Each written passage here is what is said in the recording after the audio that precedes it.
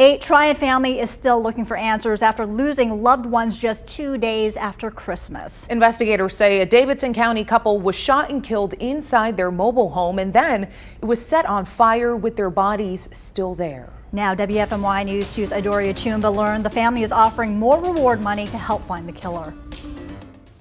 The son of one of the victims added $5,000 to the $2,000 Crime Stoppers reward. He hopes someone can tell detectives who killed his mother and his stepfather.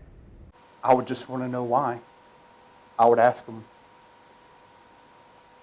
why did you have to take an innocent person's life? But first, Davidson County Sheriff's investigators need to find the people responsible for killing 51-year-old Kimberly Wilson Jones and her husband of 18 years, 47-year-old George William Jones.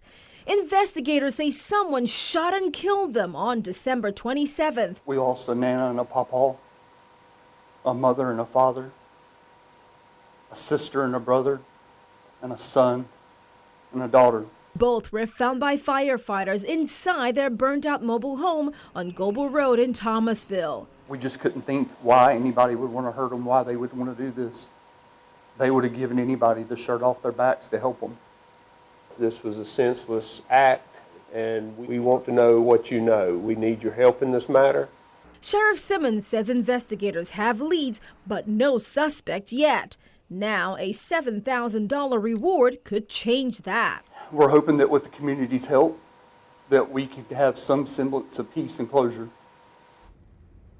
Now, anyone with any information on this case can call the Davidson County Sheriff's Office or the Lexington Area Crime Stoppers at 336-243-2400.